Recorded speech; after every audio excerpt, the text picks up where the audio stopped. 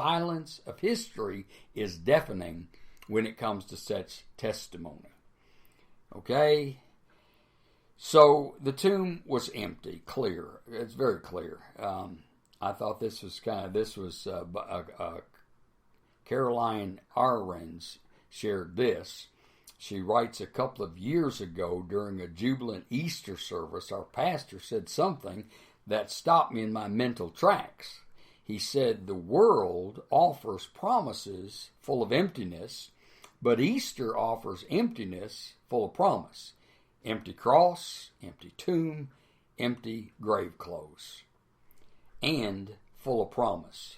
She said, if I were writing the Easter story, I don't think I'd choose emptiness as my symbolic gesture. But then I also wouldn't be talking about strength being made perfect in weakness, or foolish things confounding the wise, or the meek inheriting the earth, or the poor in spirit getting the kingdom of heaven. And I certainly wouldn't be talking about dying in order to live. What is it about God that makes him so favor this kind of paradox? She said, I guess this is what we should expect from the servant king, the God who decided that the best way to save the world was to let it kill him. I don't understand the way God thinks. The world makes a lot of promises, smoke and mirrors mostly. There's no life in these promises. So I'm hoping that I'll be a little more willing to die to that stuff. I'm praying I'll become more aware of the empty space within, and that I'll resist the urge to fill it with any old thing I can find. I'm going to believe that if I just leave my empty spaces empty, he'll fill them. That I'm convinced is a reasonable expectation. So the tomb was deserted. Third, the grave clothes were discovered. Now the experts tell us this, myrrh, and it was a resonant gum. This is just like gummy material, I guess, strong smell to it. Aloes was a aromatic, quick-drying sap of a tree. Well, these two were mixed together and used to coat the strips of linen, which were several inches wide. The body would be wrapped from toes upward to the armpit, and then each arm wrapped against the body. The head was separately wrapped, but the face was merely covered with a death cloth. All right? The point of it is, there's only one way that those grave clothes, that he could have got out of those grave clothes without disturbing them, and that's resurrection. I mean, if you wrap somebody like that, they couldn't get out anyway, but if they did, then you'd have this thing strewn all over the place. And the point of it is, it was still wrapped in that kind of a cocoon-type shape, and the death cloth, which was removed and folded, allowed them to look in and see that there was nobody in that cocoon wrapping, okay? C.K. Barrett said this, here it seems that the body in some way disappeared from or passed through the cloths and left them lying as they were. And so those undisturbed grave clothes they're really proof of his resurrection. Now notice the event.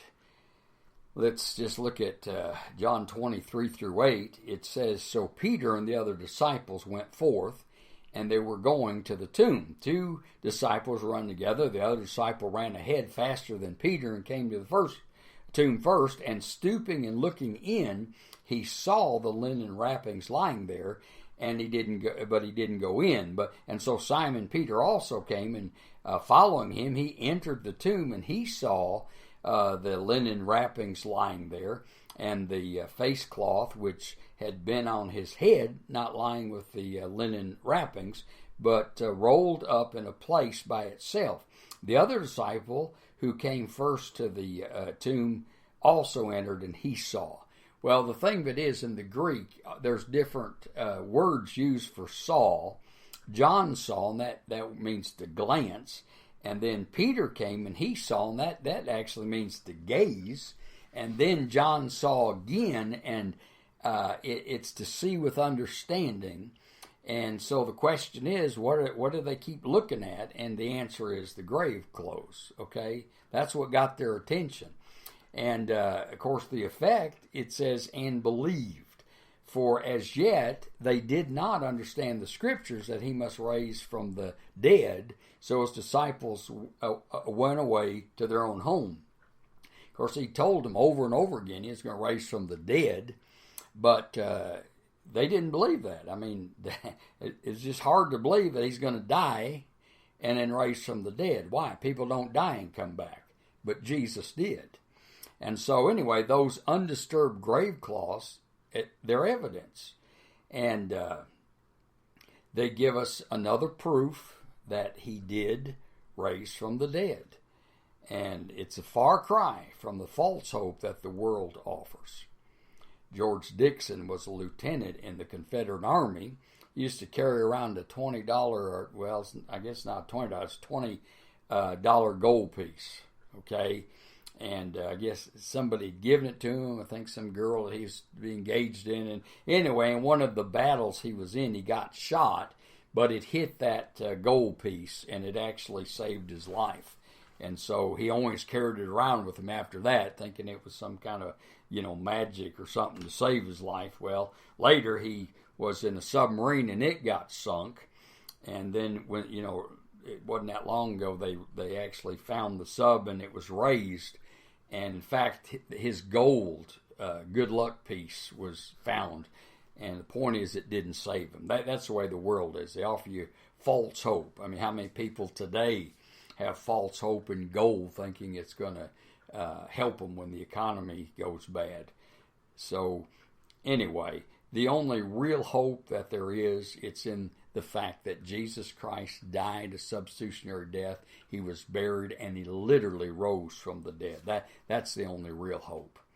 All right, then fourth, you have the resurrection appearances disclosed.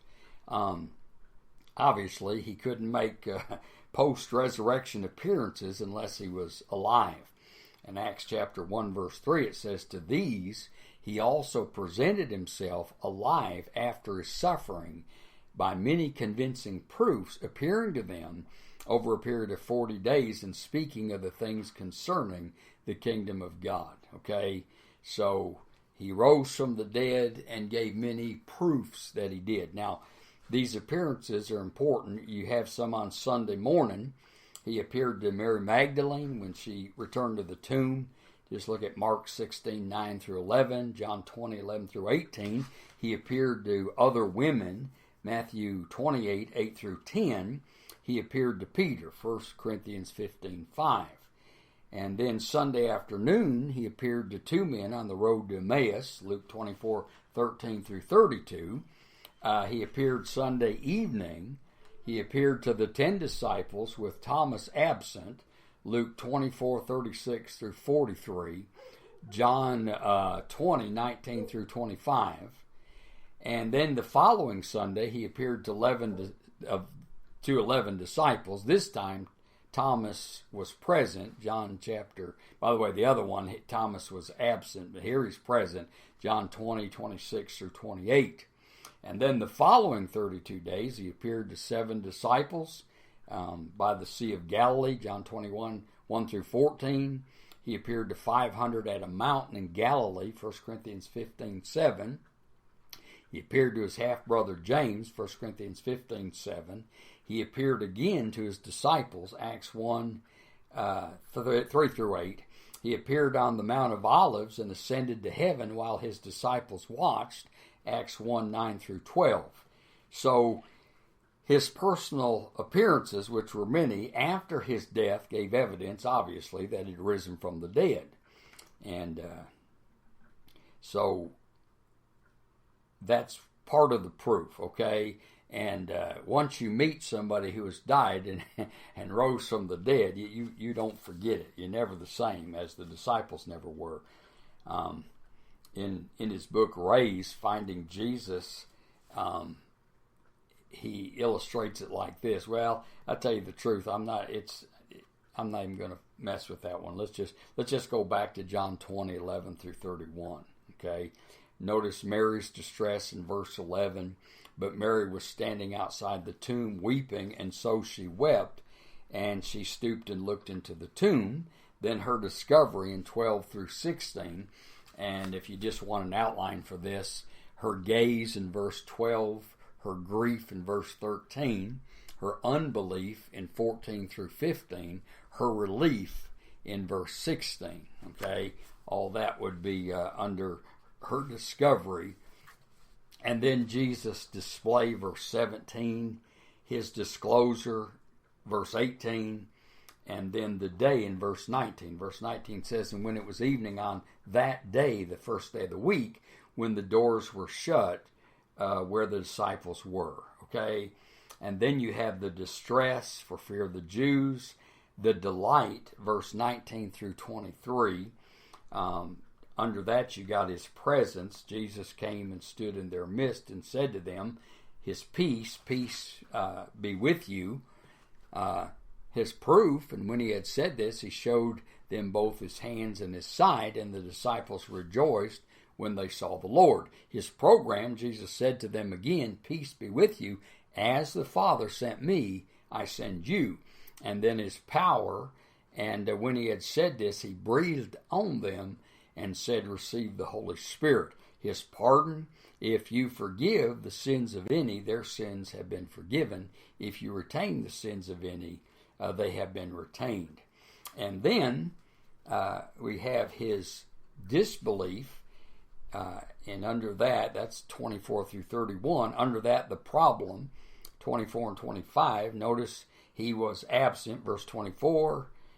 That's talking about Thomas here. He was obstinate, verse 25. He's not going to believe unless he actually sees. And then the appearance in verse 26 through 27. You have the invasion, verse 26. The invitation, verse 27. And then we got the praise in verse 28 and the principle in verse 29. And then you have the purpose of the book laid out in verse 30 through 31. Okay? All right. Finally, the alteration of the disciples and, of course, others. You know, you have to ask the question, what made these men go from hiding behind locked doors to aggressively spending their lives proclaiming the resurrected Christ? Well, only one thing, the fact that he was raised from the dead. What made these cowards face great suffering and death, and they all did, would they really continue to preach the message if they had not met the risen Christ?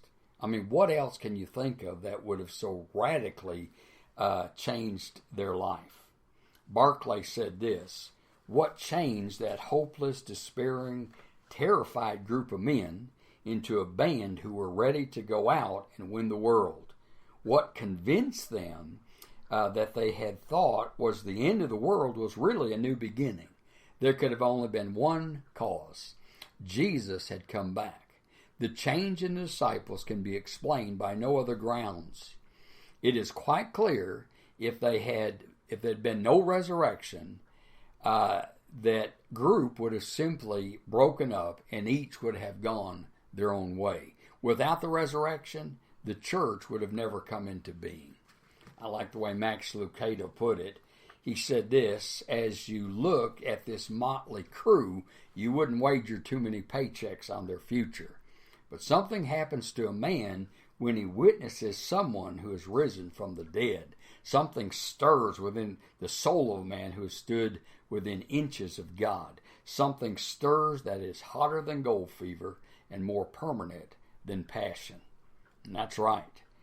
John Orthberg gives kind of a humorous story about, tells something that happened to a friend of his, and he says that one of his jobs of this friend of his was to travel to like rural communities, and they would have little church do funerals, okay? And anyway, he would go out with an undertaker, and they would drive together, the undertaker's hearse. One time they were on their way back from the funeral, and he said my friend John was feeling quite tired, so he decided to take a nap. And since they were in a hearse, he thought, well, I'll just lie down the back of the hearse. Sounds like kind of a creepy thing to do. This is a true story. Anyway, he said the guy who was driving the hearse pulled into the service station because he was running low on gas, and the